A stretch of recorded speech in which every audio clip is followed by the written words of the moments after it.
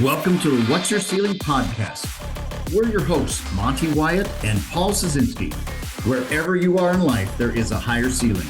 This podcast is how you become aware of it and how to take action to push through it. It's time to discover your ceiling. Welcome to What's Your Ceiling podcast. We're here to talk about your health, your family, your business, and how you break through your ceilings and what ceilings you've broken through. We've got a very exciting guest today. I'm Monte Wyatt. I'm Paul Scieszinski. And we have a fantastic guest today. I want to read a couple things. He's got an executive career in broadcasting. He's spoken to over 5,000 people in the last 12 months. He's a Iowa grown boy, and just like us, so I'd love to see another fellow Iowan. And he's also an author of a wonderful book called Hanging with Winners. And he's about to be accepted into the Hall of Fame of the National Broadcasting and Cable Hall of Fame. So that is pretty amazing. We've got with us today Ray Cole. So welcome to the show, Ray. Good to join you guys. Yes. Yeah, we really appreciate your time. We always start our shows off with a topic to get us going. And we're going to take a quote right out of your book to say our topic today. And your quote is actually a question. And I want everybody to capture this. We call our audience the achiever. So our achiever out there, I want you to think of this question as well. Do you have fun because you win, or do you win because you're having fun? So that is a great question. Yeah. I love that question. So Paul, tell us what you think about when you hear that question. As a business owners or people out in their lives, they get really busy and caught up in what they're doing, and they want to win. Everybody wants to win. We're all human, but that question is profound, in my opinion, because it is the journey.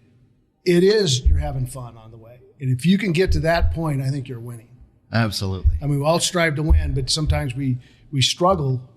But winning isn't always what you think it's going to be. But if you're winning along the way with the right attitude, I think it's the way to go. And I love that quote. Ray, tell us a little bit about that quote, where your thought process came from and what it means to you and why you thrive on that quote. Yeah, the quote comes from chapter 7 of the book. The book's subtitle is it's a lifetime of connections, anecdotes, and lessons learned. And the first 6 chapters are really broken into winners, in my view, from different worlds that I've crossed paths with, executives and journalists and sportscasters and entertainers. There's a chapter in there that deals with Iowans, who I describe as extraordinary Iowans. There's 5 of them that I profile. There's a chapter 6 that deals with organizations. I don't call them charities. I call them winning organizations, like Variety, the children's charity, the V Foundation, and others. Chapter 7 that you pulled that little quote from is simply titled Lessons Learned. It is the only quote for me in that chapter. And when we set out to do the book, my co-author, Rob Gray, and I, the book wasn't about me doling out or giving out advice. It was hopefully me sharing my experiences with winners from a variety of backgrounds, diverse backgrounds, and maybe passing along what they considered to be some of the winning traits and qualities and attributes and characteristics that give us all a better chance to maybe be a little more successful in our careers and, dare say, maybe a little happier in our lives. So one of the things in there is your approach to all of that, to managing all that we have to do. I'm a big believer in the philosophy that your personal life and your professional life are 2 halves of the same sphere. And so that approach, if it's one that involves an aura of fun, I believe that's critical. And the question that was posed is do you win because you're having fun, or are you having fun because you're winning?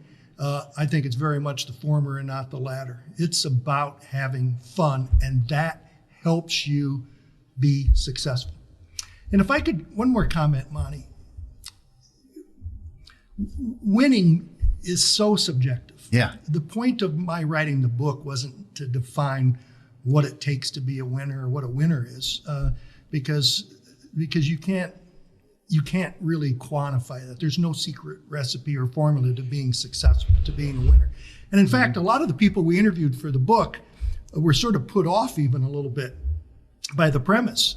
Someone like Diane Sawyer is profiled in the book.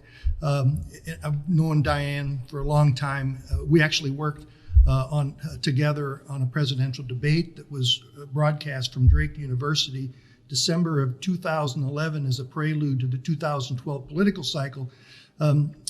Diane's just a tremendous broadcaster and journalist.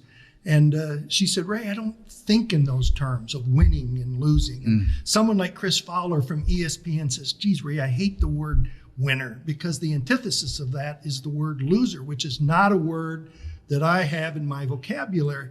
So when we explained to people what it was we were trying to do, they understood. Diane Sawyer gave us one of the great quotes in the book. And she said, okay, I think I understand where you're coming from. I think winning is the point in your life where your mission meets joy. Where you think you delivered on something you really care passionately about. Where you get up every day and the thing you get to do, the thing you want to do is the thing you get to do. Yeah. And then all of that somehow makes the world better. I mean, what a great way to summarize what it is to be a winner. So again, the point of writing the book from my point of view was just to share some of those thoughts and insights from a myriad of winners and people that I was blessed to cross paths with as I fond of saying, during the course of an otherwise pretty ordinary career. And hope that the readers of the book would come away inspired by those people in the same way they inspired me. Yeah, absolutely. Yeah, I agree. And I read the book and exactly I think it's appropriate. Hanging out with winners is appropriate. Put on the title of this book. I think that's a great. But you're right. This is about people. This is about people, mentoring people. It's about getting good energy together, feeding off each other, and being the best you can and enjoy what you're doing. Mm-hmm. And you're absolutely right. It's not about winning or losing. It's just about building.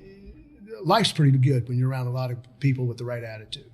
And I got, mentorship out of this, and I got a lot of great leaders and hanging out with great leaders and a lot of influencers. And it was really interesting to read that part of it. And I enjoyed that. But you're right. It's not winners or losers, but it was appropriately, you did the right title. Yeah, I think that what Chapter 7 does is it helps organize what some of those key things are. We asked in the course of the 80 plus interviews that we did for the book, we would ask what traits that they would point to, and the overwhelmingly number one most cited quality was kindness. Kindness, respect, empathy were universally viewed as foundational to finding success in your career, happiness in your life. And from those qualities flows another critical word, which was integrity. A great business person in Des Moines, now retired, by the name of Sukurati, who used to run Bankers Trust. Mm-hmm. He cited integrity as being the most important 9-letter word in the English language. Someone like Warren Buffett down the road in Omaha, who helped really facilitate the merger between Cap Cities ABC and ABC. And then years later, Cap Cities ABC and Disney. And he would show up at affiliate meetings, and and to be around someone like that, he would talk about how executives that he had seen would take 20, 30 more years to build up a reputation, and then through a series of bad decisions, throw it all away.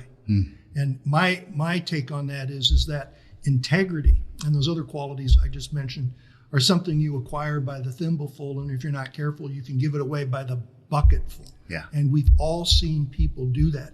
So it's something that you can never let your guard down on. All of those qualities really take time and effort, not only to build, but to sustain for the long haul, and if you do, it will serve you well. Yeah. I love that. I definitely want to spend some time talking about some of the people you've interviewed and some of the learnings. But I want to start with your career. You've had an amazing executive career in broadcasting, and maybe tell our audience, the Achiever, a little more about your career and what ceilings you broke through to be successful.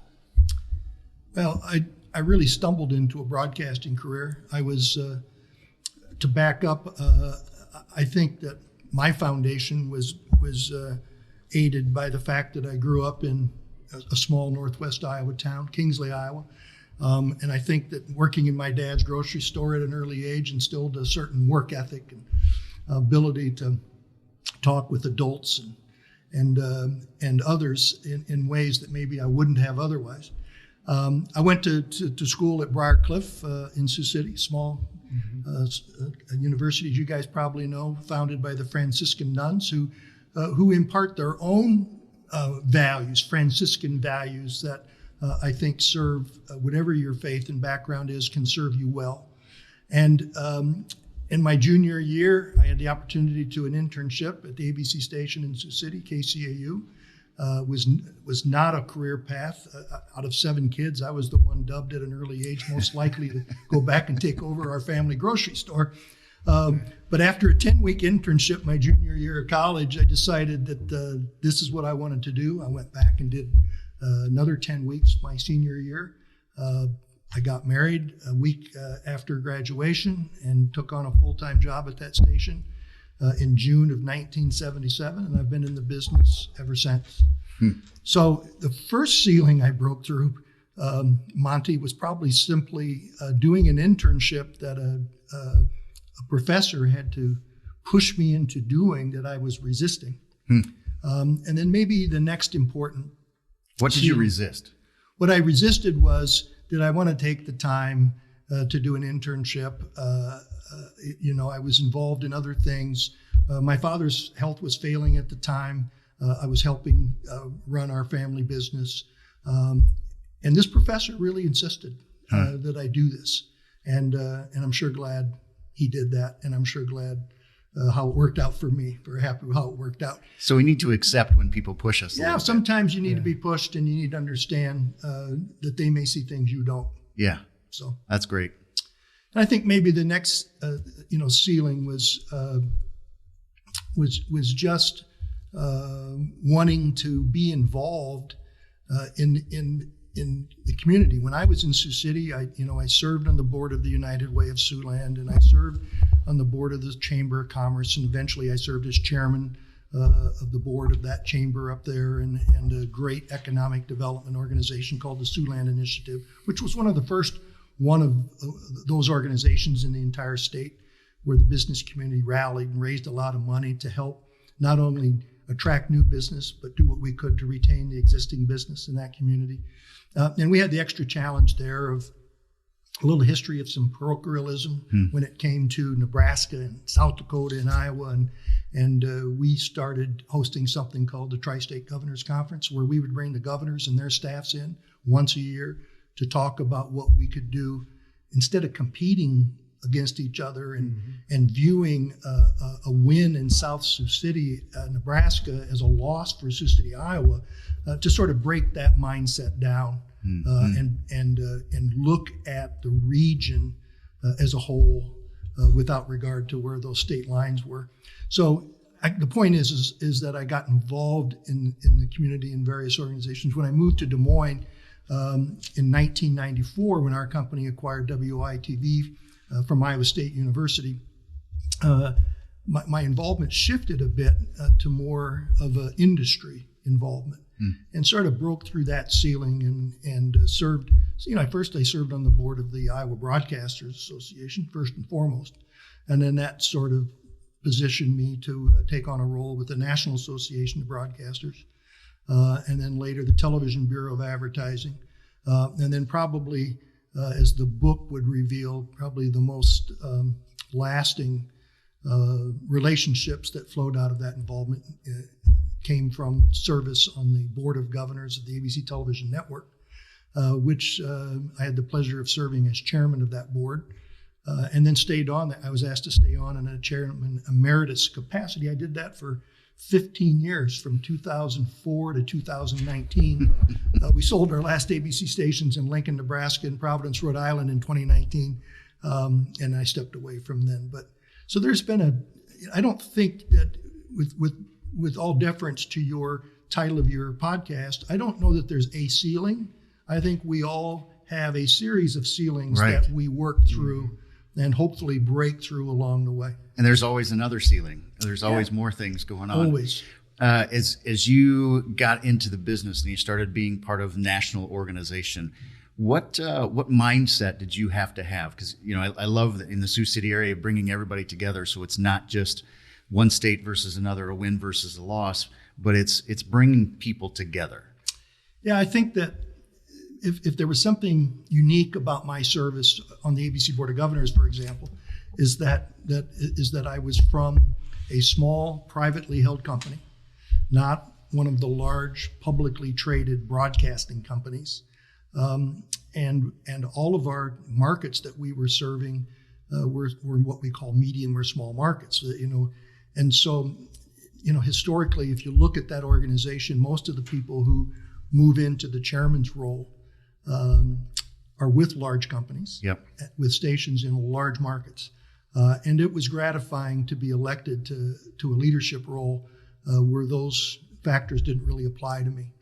And so I think the challenge was always how to work with our network and to create a business model under duress at times. We went through the transition from analog to digital, and now we're seeing the transition from traditional linear broadcasting to streaming.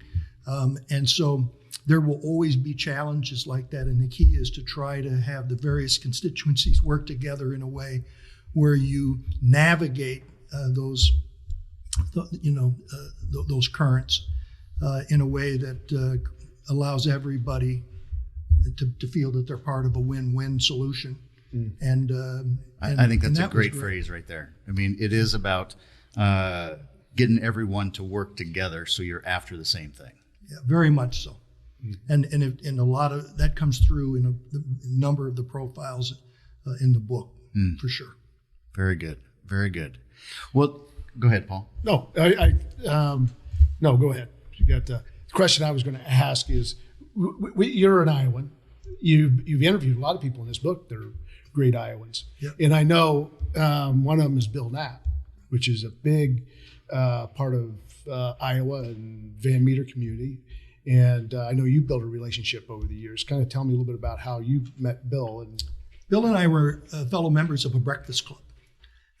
And I've been fortunate to develop a lot of wonderful relationships through that. And we would break off once in a while and get together for lunch.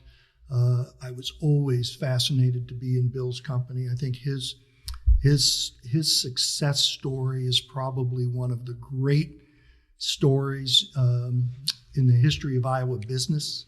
If you look at his humble beginnings, and if you look at his life as a young man, having his parents at 17 years old sign off on his desire to serve the country in the wake of the invasion of Pearl Harbor, attack on Pearl Harbor.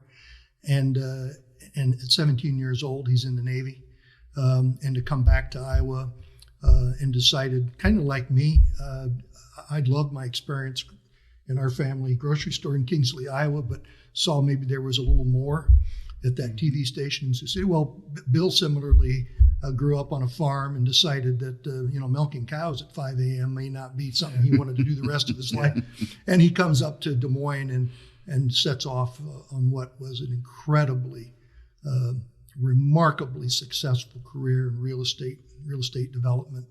And as they say, the rest is history. So being around someone like Bill Knapp is always very, very educational. It's also very inspiring. Yes, he is. And another gentleman that I was always fascinated with and that you had in the book was Howard Cosell. And I know you were 28, 29 years old. Yeah. You flew to New York City to try to talk him into coming to your dinner. Yeah. And that's a great story because Howard at that time was going through kind of a transition with boxing and everything else. And he was a little cynical at the time. But I enjoyed the guy. You're being kind. He was more than a little cynical by that stage of his career. So let's back up. So Howard, I was involved with an organization in Sioux City, a service club called CERTOMA, which is an acronym for Service to Mankind. Mm-hmm. And we would host a sports banquet every year, and all the proceeds went to youth-related organizations in the Sioux City area. Yeah. And we had wonderful speakers through the years, big names, Mike Ditka, Bobby Knight, Frank Gifford. It was a really long, Bob Cousy, the great Boston Celtic player. Dick Vitale too? Dick Vitale, Jim Valvano, Joe Theismann. So one of the people I tried for years and years to convince to come to Sioux City for that event was Howard Cosell. Mm-hmm. And one year I get a phone call from ABC that said, we've arranged, we're not going to deliver your message this year. If you want to make the pitch to Howard, you have to do it on your own. We've set up a meeting. And it was the Monday morning after one of the Super Bowls many years ago. And I walked into the ABC building, and you could have shot a cannon off and you wouldn't hit anybody. There was nobody around. And I worked my way back to Howard's office. And this is on a Sunday? This is on a Monday morning after the Super Bowl. Okay. And so we'll let hopefully your viewers and listeners read the book and read the Howard Cosell profile, but I'll pick it up and move to the end. He convinced me that was not something he wanted or was going to ever do, was make a trip to Sioux City.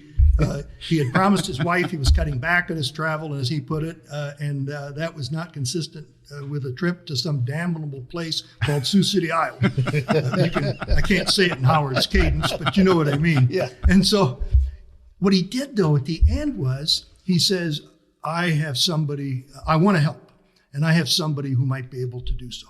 And he picks up the phone and he says, this is Howard. I have a gentleman here from Iowa who has an event that you would be perfect for. Can you come down? I have no idea who it is. And about 3 minutes later, the great Arthur Ashe walks through the door. Really? Arthur Ashe. And he did the introduction, and he said, I'll let you two work it out. Howard and I went into an adjacent office, told him about the event, told him what the date window was, told him what we could afford for a stipend, and we shook hands and we had a deal. And he was going to do it. And I told him at that point, we had never had an African-American be the keynote speaker for this event, and we had never had a tennis player. And I said, I think it's time that we knock both those off in one fell swoop. Arthur was very much on board with it. And about 5 weeks later, I got a certified letter that said, Dear Mr. Cole, it was a long letter, I'll paraphrase it. He said, at the explicit direction of my doctors, I can no longer travel. I've been diagnosed with a health condition, and we're confident it'll work out. And well, as we know later, what happened was he had heart surgery, and that was back before we screened our blood, and he got tainted blood, and he tested positive for HIV. He died of AIDS at a very tragic early age, and I always look back on what might have been if he had been able to make that trip to Sioux City, Iowa. It would have been special. But that's my Howard Cosell story. It's a long, as I said to you earlier, Paul, there were those who thought I should pull that profile out of the book because it was so out of format with all the other profiles, because it's essentially one long anecdote that starts with me appearing in New York to meet with Howard and ends with Arthur Ashe. Yeah, so it's all good. It all turned out good. And Dick Vitale, I've heard of him getting on stage, and he gets a pretty good speaker's fee to come and show up. And I hear he gives it everything he has. And he's 100% in when he speaks. And we had a gentleman on here, Parenza, and he talked about that. And he must have been had been a unique conversation meeting Dick Vitale. So I've known Dick since 1989. And again, there was a time when many of ESPN's games were presented on ABC. And so we met through a series of meetings. And then I convinced him to come to that event in Sioux City, Iowa, the Sertoma sports event in 1989. He made an introduction for me to Jim Valvano, who came and appeared at that event in Sioux City in 1991. That's impressive. And they were two of the most high energy, enthusiastic people that you could ever want to meet. I was in Sarasota, Florida last week. My wife and I met with Dick and his wife, Lorraine. They're dear friends. I have a station in Sarasota, Florida, where Dick does a gala every May for the V Foundation with all of the money dedicated to pediatric cancer research. And there is no funner person to be around than Dick. And people ask me all the time, as I've gotten to know him well, is he the same off camera as he is on? And I said, when it comes to Dick, what you see is what you get. There's nothing phony there. He's always up, and he's always thinking about what he can do for the V Foundation. I say in the book, in the profile, his lasting legacy, he's in 14 halls of fame, including the Basketball Hall of Fame. He's a former coach, broadcaster. His legacy will not be with his work as a broadcaster. It will be for what he has done to continue the legacy of Jim Valvano through the V Foundation. We will be observing the 40th anniversary very shortly of North Carolina State's win in the NCAA basketball tournament. And just this last weekend, we observed the 30th anniversary of the founding of the V Foundation. You remember that great speech he gave at the inaugural ESPYs in 1993, where he got on stage knowing that he was dying. He wasn't even supposed to speak. Okay, he was supposed to be given the award, and Dick was going to come and present it to him. He got up and spoke. People think that was planned. It was not. There was nothing in that prompter. Okay, and for 11 minutes and 11 seconds, he gave one of the great speeches of all time. He talked about how cancer could take away all his physical abilities. It could never touch his mind, his heart, or his soul. Yes, I've actually gotten on YouTube and watched that probably it's 3 great. or 4 more times. Remember, he talks about living every day, every day in a way that causes you to think and to laugh and to cry. Yeah. And then one of the great things he said at the end, which is to this day the mantra of the V Foundation. I happen to have the great pleasure of serving on the marketing committee for the V Foundation. And so I'm very involved in all of the things that are going to be done to celebrate the 30th anniversary starting last Saturday. And to this day, the mantra is don't give up, don't ever give up. And that's a pretty good legacy to have if you're Jim Valvano, and it's one worth continuing if you're Dick Vitale. If I can, I was going to pull up here. I had a quote here. Maybe I can't find it, but it's pretty interesting. Here it is, right? So Jimmy V, whenever he would speak, and I was with him many times, he would always talk about the 4 E's, okay? He would talk about energy, exuberance, excitement, and enthusiasm. And he was as enthusiastic, he and Dickie V, as they come. So I use this quote a lot. It's a quote from Ralph Waldo Emerson that Jimmy V would use. He loved Emerson and would quote him often, but this was his favorite quote. And it says, "Enthusiasm is one of the most powerful engines of success. When you do a thing, do it with all your might. Put your whole soul into it. Stamp it with your own personality. Be active, be energetic, be enthusiastic, be faithful, and you will accomplish your objective. Nothing great was ever achieved without enthusiasm." That's Ralph Waldo Emerson, as quoted by the great Jimmy V. Doesn't get much better than that. Yeah, you don't get any much better than that. That's fantastic. As I went through the book, I read the Wall Street Journal, and all of a sudden I see that you had met Bob Iger, and I've seen I followed his career, especially when he turned around Disney, brought it into a great company. Talk about breaking through ceilings. And then I'm reading your book. I'm like, you know the guy personally. Not only is he personally, he's come and helped him raise funds. You've become a good friend of his. What type of an experience? And he is back with Disney now. So Yeah, he's back after a short-lived retirement. He's back as CEO of the Walt Disney Company for maybe up to 2 years. So I love telling the story. Bob Iger wrote a wonderful book called The Ride of a Lifetime. So I have to tell you the story. So I have here, this is a picture of the inside cover of a book. So I'm going to tell you the backstory. So I'm sitting at home. We live in Clive, and we're sitting at home, and my wife comes into the family room. I'm watching TV, and she said, the FedEx man just dropped off this packet for you. It's from Bob Iger. I go, really? So I rip open the packet, and it's an advanced copy of his book, The Ride of a Lifetime. And I open it up, and on the inside cover is this note, and it says, Ray, the two of us shared much of this ride, and it was an honor for me. Best always, Bob. Huh. Wow. Yeah. I mean, how gratifying is that message, right? Yeah. So when I wrote my book, Not to Be Outdone, I took an advanced copy and I scribbled a note, dropped it in a FedEx packet, and sent it to him. Yeah. And what it said was, Bob, we've both had the rides of a lifetime. The difference is yours was the Matterhorn. Mine was the teacups. Best always, Ray. Oh, that's Bob Iger is special. He is. In his 15-year run as CEO, and he came up, he had a meteoric rise. To go back, I knew Bob going back to the days when he was a young executive working for the legendary Roone Arledge at ABC Sports. And he went from ABC Sports to ABC Entertainment, from ABC Entertainment to running the ABC network, to running all of the Cap Cities ABC group. And then Disney comes in and he's got an EVP role there. And he eventually succeeds Michael Eisner as CEO, a role that he holds for 15 years. During that time, he acquired Pixar from Steve Jobs. Yes. He acquired Lucasfilms from George Lucas. And he acquired the franchise that we call the MCU, the Marvel Cinematic Universe. Any one of those transactions would have been,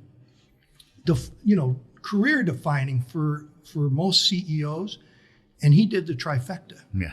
And then before he left, he closed on a deal to acquire 21st Century Fox. That includes Hulu, who includes all of the movie library. The only thing it didn't include was the Fox network and the cable, like Fox News and those pieces. But the rest of it he acquired. It was $70 billion. He started with Pixar, his first big deal, $7.4 billion transaction, all stock, which made Steve Jobs the biggest shareholder in Disney. And then he ends it with Fox that was $70 billion. So Bob's a really, really, for my money, probably one of the great business leaders. Oh, he's a deal of the last maker. 50 years. And what characteristics would you say he possesses that makes him as great as he is? That's a really, really good question, Monte. There's several, and the profile brings out many of those. But he's incredibly focused, incredibly disciplined, incredibly visionary. He could acquire something like the Marvel Cinematic Universe that many on Wall Street panned. They said, what's he doing spending all this money, not knowing what he knew, which was the breadth and depth of the intellectual property that came with that acquisition that could serve the Walt Disney Company for decades. And they've done a pretty good job of mining that potential in the last 10 years. And a trait that many cited, which is curiosity. Bob would talk about how curiosity is oftentimes the fuel source for winning decisions. Okay, that you have to remain curious at all stages of your career, because otherwise you might not see things that are going to be critical to making the right decision, the right move. So there's a myriad of qualities that Bob possesses that make him really an outstanding executive, just one of the best. Well, thank you for sharing that. I want to make sure that our audience, the achiever, captured those: focused, disciplined, visionary, and curiosity. And I loved how you said it, the fuel source for winning decisions. That's fantastic. Other people that you interviewed that you feel had great characteristics or quotes that you'd love our audience to hear. Yeah, I think when I speak to groups, and usually we have time for a Q&A, I often get asked the question, is there one profile that stands out? Is there one person that stands out? Or if I ask the audience, is there one person you want to hear about more? Either way, the name that comes up perhaps the most often is Michael J. Fox, who's a really special person.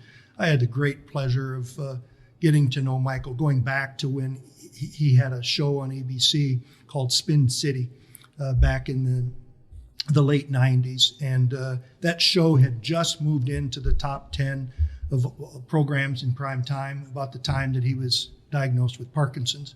And he had to step away from the show. And we stayed in touch. I had the pleasure of hosting him. He played as my special guest in the Principal Charity Classic Pro-Am when the tournament was still being played at Glen Oaks.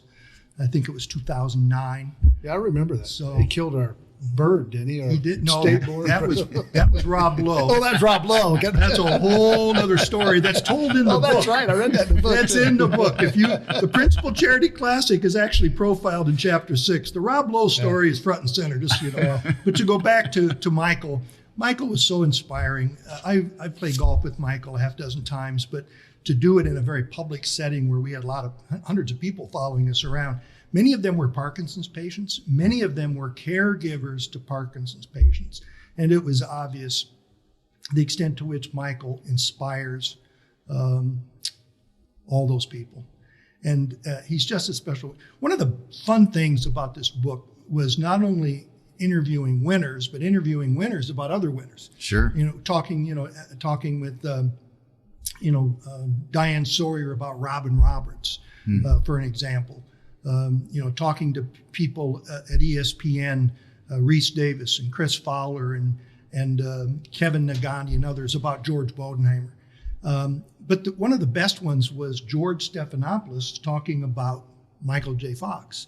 They are very good friends.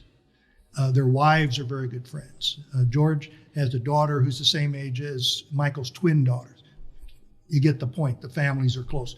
Here's what George said about Michael that's in the book. And it says, Michael might be about the best person I know. He is just an awful lot of fun to be around. And you'd never know the burdens he's carrying because he addresses the challenges with his famous optimism. And he maintains that not in a saccharine way, but in a way that's rooted in reality. It does not deny what's happening or deny what he's dealing with, but rather puts it all in perspective.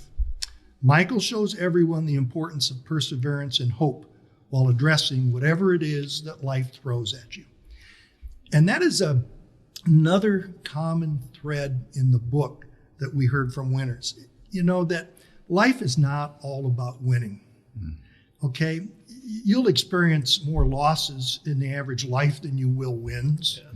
It's about the winners are the ones who understand that what they can learn from their losses and how they can adjust from those losses is what will allow them to go on and experience many more wins.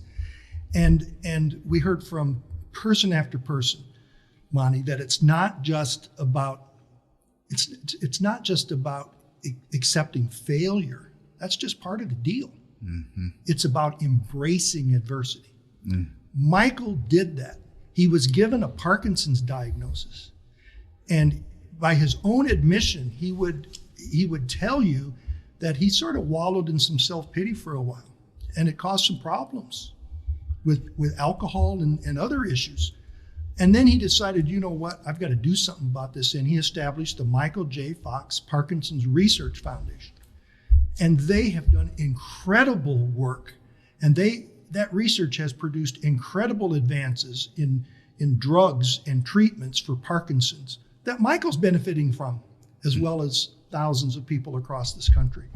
He's a really, really special individual. He's got a book out there. It's been out for a long time, and you ought to pick it up if you can find it. It's called Always Looking Up, The Adventures of an Incurable Optimist. Again, George Stephanopoulos pointed to his optimism. It's pretty special. And then I tell groups all the time, especially younger people, when I talk to college groups, I said, embrace Michael J. Fox's life philosophy. It simply is this: life is a ride. Strap in, hang on, and keep your eyes wide open. Now that is a pretty good, if not simple, philosophy. Absolutely. It is. That is interesting. That's great. Well, what a,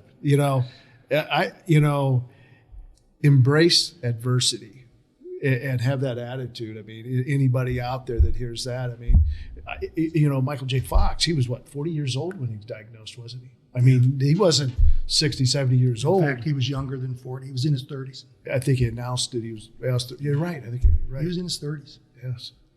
And he'd had a great run, Yes.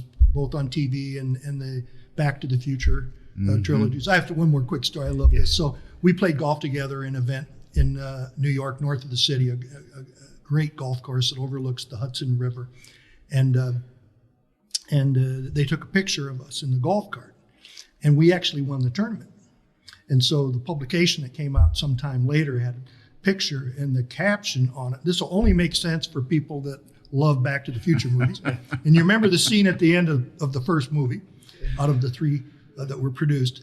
The caption on the picture was, "Cart paths? Where we're going, we don't need cart paths." With the two of us, Michael had his foot up on the front of the cart. It's a pretty funny picture, but it's a much better caption.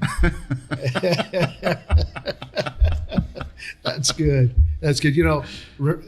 Ray, what an amazing career and life you've lived. I mean, you've got to be.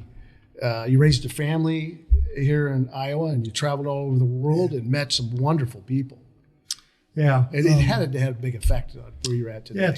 Yeah, you feel blessed, and you mentioned at the outset, I'm going to be inducted into the Broadcasting Cable Hall of Fame on May 3rd, and it's really that any kind of recognition like that is humbling, and it's gratifying at some level. But it's interesting to note that of the 27 individuals profiled in my book, 9 of those individuals are in this Hall of Fame as previous inductees. This year's class, I'm looking forward to it. It's headlined by Jim Nantz, the CBS sports caster. Rachel Ray is a member of this class. Soledad O'Brien, the great Al Roker. Not everybody knows that Al's wife, they've been married a long time, 2 wonderful kids who are college and older. But his wife is Deborah Roberts, who is the ABC journalist and regular host of 2020.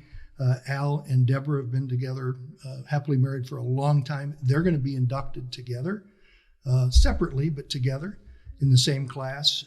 I have the great privilege of serving on the board of the Broadcasters Foundation of America with Deborah.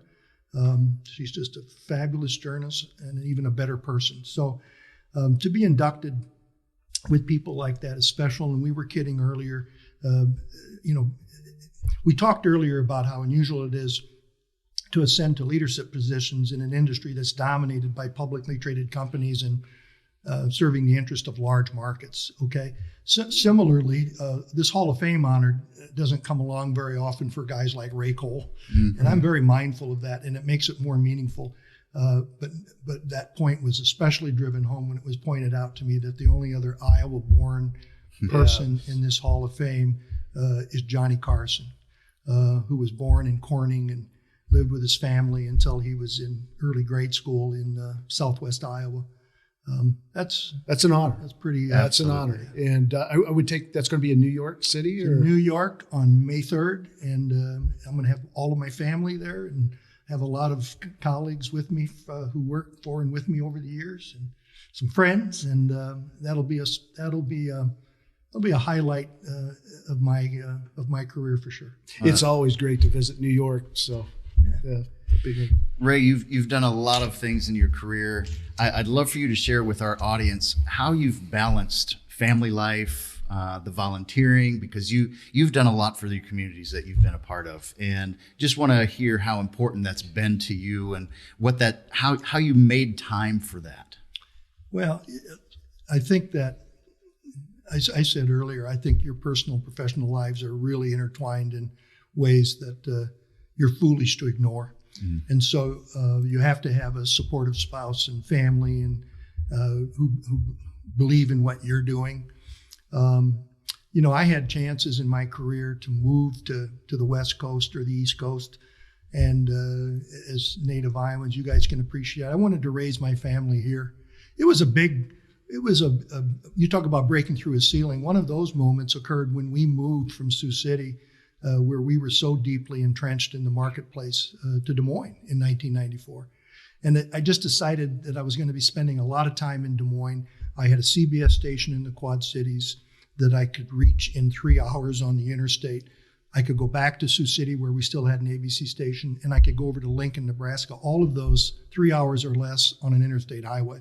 And it just made more sense to be here. So we moved the family here and have no regrets. It's been wonderful for us. We now have 3 kids and 5 grandkids, all within 15 minutes of our home in Clive. That is unique in this day and age where I have good friends who rely on FaceTime to connect with their grandkids. They can't call and 5 minutes later pick up a grandchild and take them to the Palms Theater in Waukee for a movie. Yep. Okay, so I'm blessed that way. But to answer that, it is a balance. I think that I get asked by high school and especially college kids and people early in their careers about networking and getting involved, and I said, you know what, it's all about finding causes that you believe in, and in Des Moines, we were blessed to be deeply involved with Variety the Children's Charity. We did a lot of things with Blank Children's Hospital and other organizations. The Ray Center, Governor Ray is profiled in the book. What a wonderful leader he was, and his lasting legacy is the Ray Center and the program we call Character Counts. And those pillars of character have probably never been more important to be developed, not only in schools, but in businesses and communities. So to stand back, Monte, I think that we talk about networking, which is almost a bad word for me. To me, I use the word relationships, and in the subtitle of my book, I use the word connections. To me, it's about finding the inspiration to step out and use those relationships to leverage those connections in a way that does good for the people around you and for the community at large. And if you can capture that in some way, and it can be in small ways, it can be in big ways, but if you can capture that in any way where you're helping others and doing it in a way that helps your community that you're a part of, I think that's about all that we can ask of anybody. Absolutely. Ray, I've really appreciated the conversation. I love hearing your stories and your experience.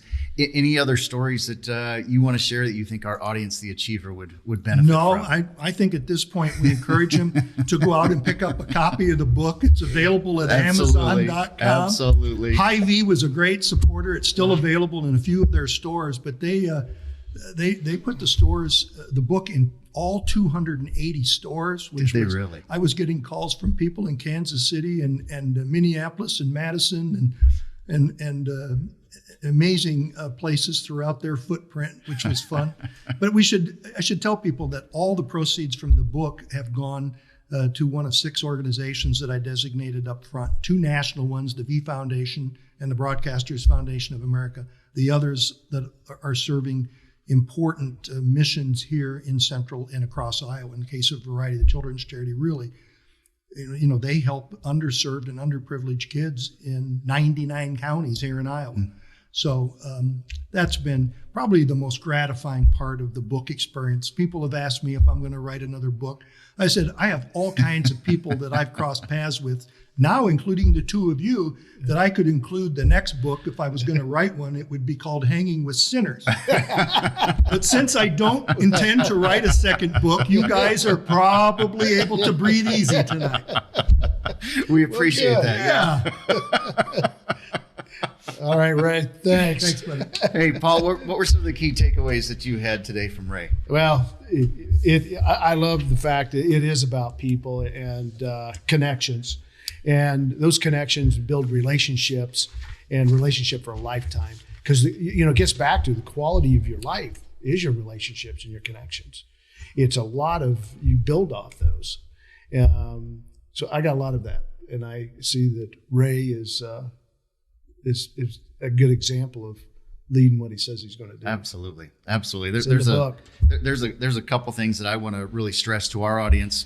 Number one, there is no secret formula, and it takes hard work. But I love this. When your mission meets joy, that's what winning is. And so you've got to have fun, and you've got to win at the same time. So it's going back to your quote, absolutely, that we started with. It's, do you have fun because you win, or do you win because you're having fun? And you got to have fun. And absolutely. So really appreciate you joining us. Thank you for your stories. Can I leave you with one last? I end my public speaking usually with a toast. Yes. And it borrows heavily from a song that was made famous by the great Frank Sinatra. My book is called Hanging with Winners. His song was called Here's to the Winners. And it goes something like this. Here's to the winners, lift up your glasses. Here's to the glory still to be. Here's to the battle, whatever it's for, to ask the best of ourselves and give much more. Here's to the heroes, those who move mountains. Here's to the miracles they help us see. Here's to all brothers. Here's to all people. Here's to the winners all of us can be. That's awesome. Thank you for sharing that. That's great. That's great. Thank you for joining us, our Achiever, and hope you took a lot of takeaways from today and put them into practice so you can continue to hang with winners as well. So thank you again. Have a great week. Yep, appreciate it.